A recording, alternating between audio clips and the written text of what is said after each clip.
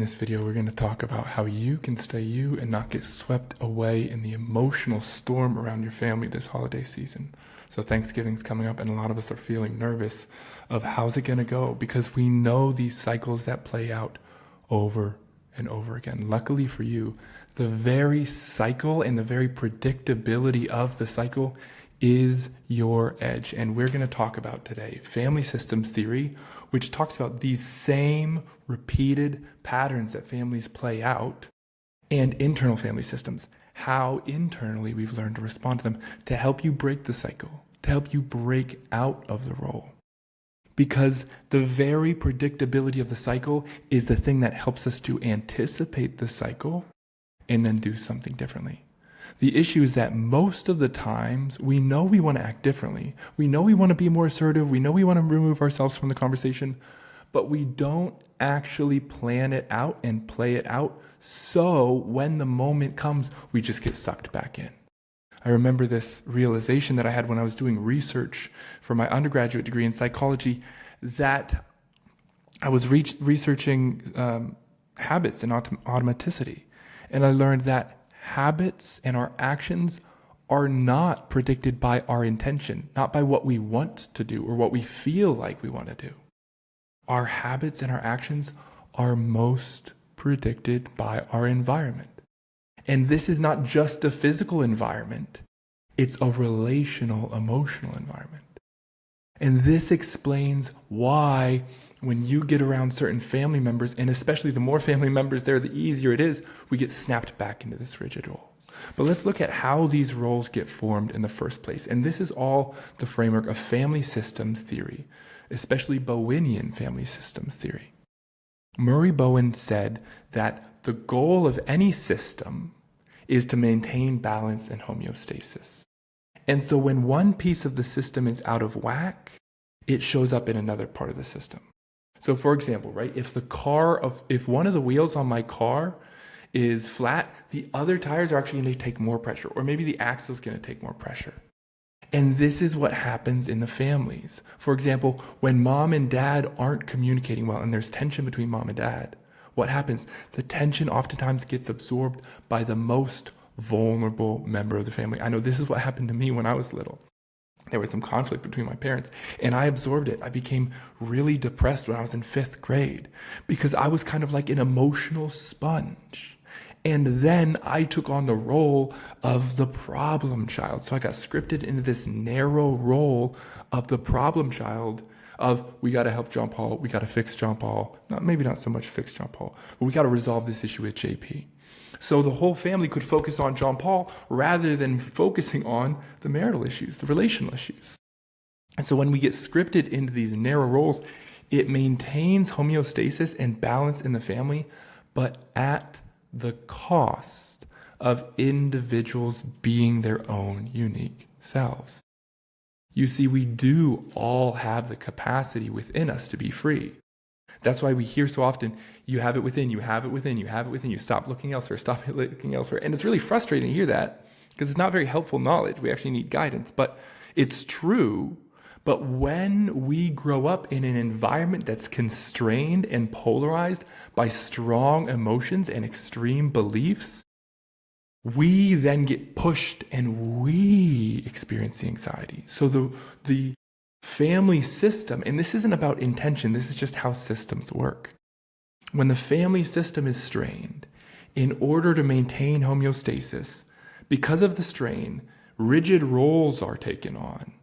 And then, although the family system is regulated and balanced in homeostasis, it doesn't mean it's healthy, but it just means that it's not falling apart. But we absorb the anxiety.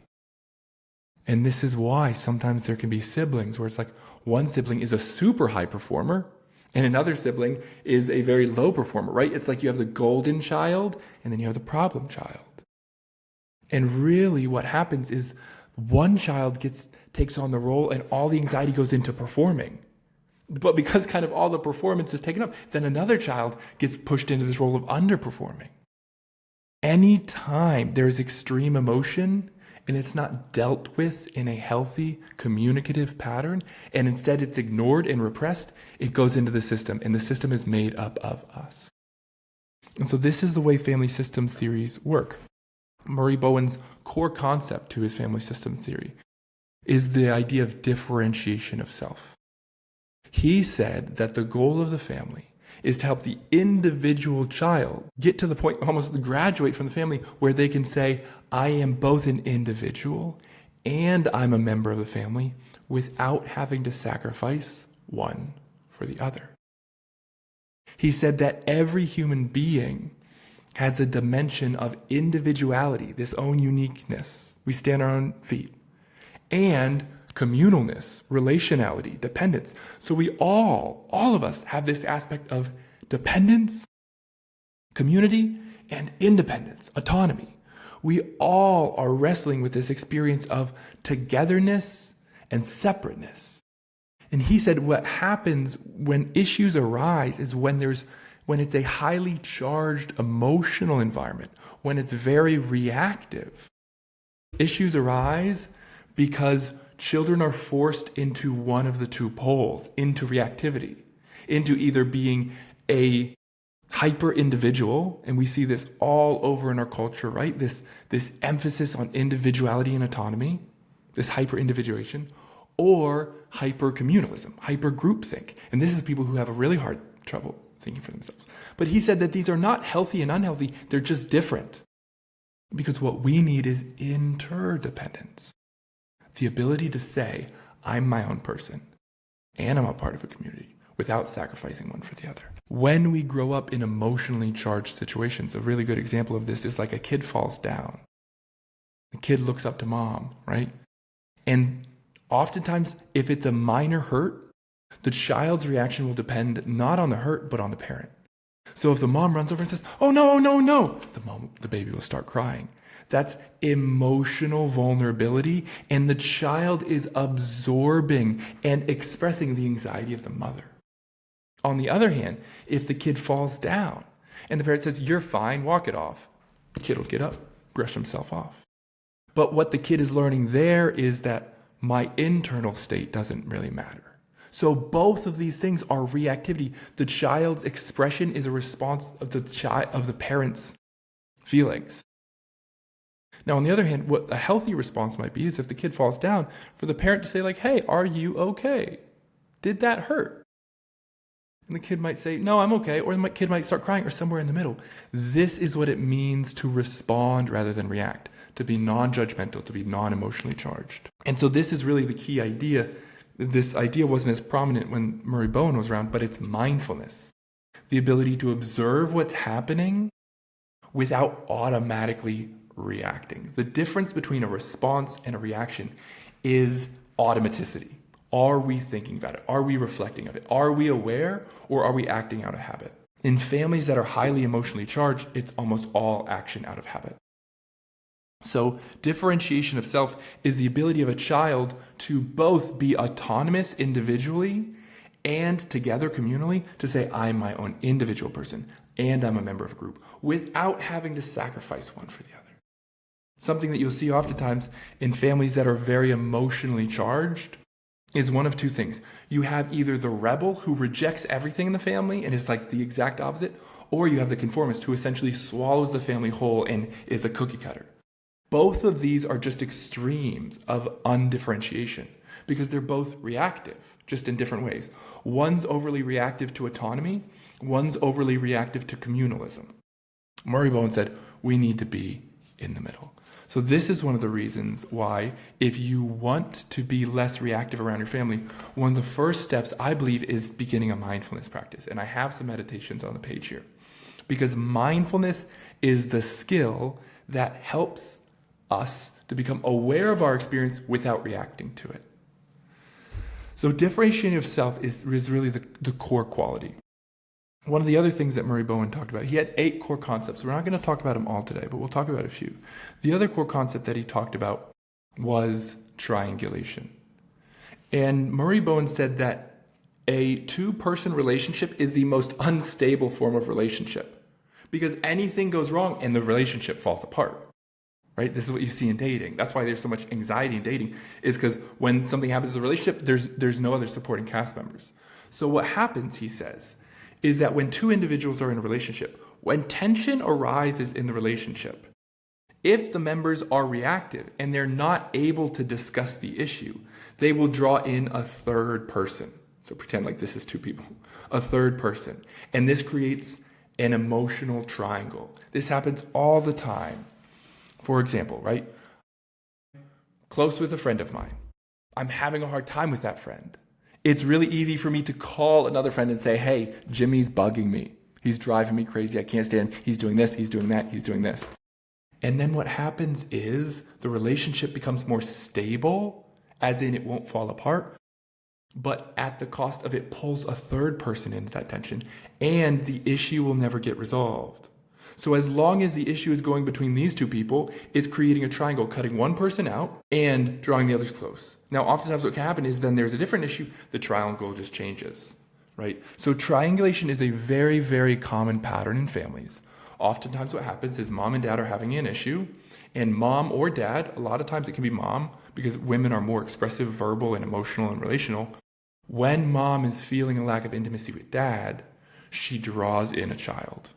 This is how children get drawn into a rigid role of parentification, or the child takes on a parent role of emotionally supporting and taking care of mom. So we're going to look at one of the things that's really helpful. So the first thing is mindfulness. One of the second things that's really helpful to do is recognize the patterns. Where are the triangles in the relationship, right? What triangles do I usually get pulled into? Oftentimes it's easy for me to get into a triangle with my mom and my dad. Oftentimes it's easy for me to get into a triangle with my siblings, because it's much easier for us to talk about other people than to talk about what's happening between us right now. And so when you notice you're getting caught into a triangle, this is when we want to use assertive communication. And it can really be as simple as saying something like, I would rather if we didn't talk about this person if they're not here. That's how you break a triangle, right? You break a triangle by refusing to participate in it, by saying, hey, I don't really want to talk about Jimmy if he's not here. Or another way to break the triangle is to talk to Jimmy. Say, hey, if you keep talking to me, I'm going to tell Jimmy what you're saying. So I think you should just talk directly to Jimmy. One of the great frameworks for talking about these things is from the Gottmans, which is a couples counseling approach, but it's a really clear expression of what's called softened startup, which is different than criticism. We don't want to say, you keep talking about other people, I'm not doing this anymore, because that's going to make the person feel attacked, and it's likely going to create a conflict. Instead, we want to use this three-part formula. And the three-part formula is, I feel about what I need. I feel is you say the feeling that you're having. I feel uncomfortable. About what? You describe the situation without using you or blaming. That we're talking about Jimmy and he's not here. And I need. The last part is expressing what you want. I'd like to only talk about people that are here with us. I'd like to talk about us or talk about something else other than Jimmy. And so that's a really great formula that really softens these assertive communications to make it much more approachable and make it easier for the person to hear. So one of the other things that Murray Bowen talks about, which and many other family systems as well, is that family systems have repeating patterns. He talks about emotional cutoff. One thing that's really popular, and it's all over in our culture right now, is emotionally cutting off from our parents. Now, what Murray Bowen said, the danger of emotionally cut off, now I want to say, I think there are some situations in which it's totally appropriate and good and healthy to say, hey, this is really toxic, I need to separate. There are situations like that. But I think right now in our culture, we're seeing that everywhere, and it's just not helpful. One of the things that Murray Bowen said is that when we cut off emotionally, essentially we leave the house and we never go home emotionally, we think that we're leaving behind that relationship. But we don't appreciate the fact that we've already internalized the relationship in our mind, in our hearts, and in our life. This is why you can move away from home, but you still hear the critical voices of your parents. Because what you're doing is you're avoiding resolving the situation, and then you're just facing the same difficulty with your own interior voices, and you're avoiding those voices. So it doesn't mean you need to face the situation with your family members directly. But if you cut off, if you separate, you can't cut off from that internally. And this is where internal family systems theory comes in. Internal family systems theory is founded on the belief that we're a lot more complex than our culture wants us to believe. The monomind is the belief that I'm this one individual person. It hyper-focuses on individuality, just like the American culture, and rejects the fact that there's actually a lot of different feelings and opinions. So the multiple mind, the complex mind, internal family systems theory says, well, we actually have a lot of different individual psychological parts. This is why we have conversations with ourselves, right? I feel a sense of conflict. One part of me wants to go get pizza. Another part of me wants to stay home, right? One part of me wants to drink alcohol. Another part of me wants to sleep because I know that if I drink alcohol, it's going to ruin my sleep and I'll feel lousy the next day. One part of me wants to run away in this relationship. Another part of me feels like, oh, there's a couple red flags. And it's a lot more complicated than that. But this idea that these are not just thoughts and feelings, these are actually psychological parts of us that if we talk and interact with them, they can respond like family members, right? We have an internal family system. So it's not that you lived in your family. It's that your family actually lives in you. And so we act and react, and these parts take on roles, right? There can be perfectionistic parts of us that are trying to protect us. There can be parts of us that are exiled, that hold all the pain. There can be parts of us that work like firefighters to come in and pull us out of that emotional pain. Things like binging, drinking, these extreme things that we do to try to get away from emotional pain. And so we take on these rigid roles interiorly, just like our family system had rigid roles. And what happens is the cycles of the family repeat. So if you go back and you look at your grandparents, you look at your parents' relationship with their parents, you look at your great-great-parents, you will actually see these same family constellations playing out of mom and dad had tension, grandma and grandpa had tension, great-grandpa and great-grandpa had tension, there was an idealized child, there was a devalued child. These patterns play out over and over again. And so the belief that you can just cut off, it's not actually true. These patterns will follow you until you face them. So that's a little bit about family systems theory. And internal family systems theory teaches us, as I said, to understand how these things get internalized and how we kind of keep our family with us. Internal family systems theory also connects very well with mindfulness, because in mindfulness we learn to be less reactive, and this is the key. We actually want to learn not to cut off and reject our parts or try to control them, but how to have through self-leadership through non-reactivity. Because we actually all have, as Murray Bowen said, the capacity to have a differentiated self, to be your own unique person who is not ruled by reaction, who is not ruled by protection, but who actually experiences freedom. But just like our family system has constraints, our internal family system can develop those constraints. And just like our external family system develops rigid roles, our internal family system develops rigid roles. And when it develops in rigid roles, we don't have the capacity for harmony. That self, that true self, gets pushed away. The self has these qualities of calmness, curiosity, connectedness, courage. I'm forgetting maybe a couple others. Compassion. But this is that ability to be present, that ability to really handle everything that's here. And you have a self, but you might not have access to it, because when we get hurt, vulnerability gets pushed away. And so the goal in IFS is to build trust in the self, because the self is a natural leader. We'll talk about IFS a little bit more later on, but the important thing here to learn is that you have these conversations with yourself in your head all the time. There are different parts of you, and if you talk to these parts, if you focus on these parts, you can understand what are their burdens.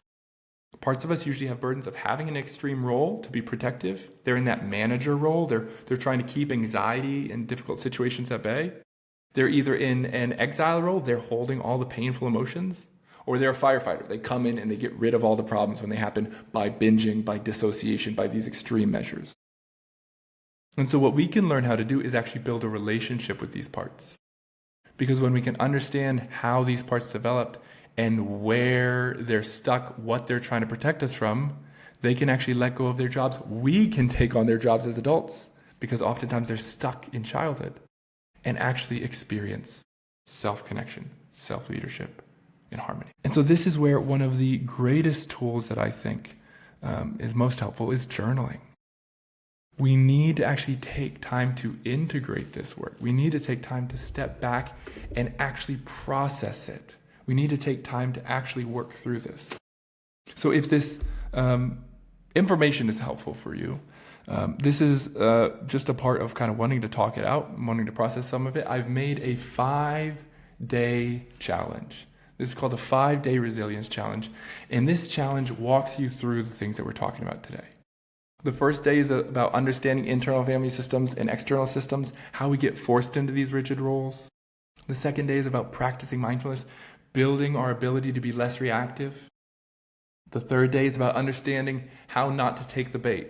We're going to talk about trials. We're going to talk about triangles. We're going to talk about these cycles of reactivity. We're going to talk about all the familiar scenarios that we know are going to happen. This predictability is what gives us freedom, because if we can predict the situation and the conversations, which we can because it's a system, we can actually develop a response. And that's what we focus on in that day.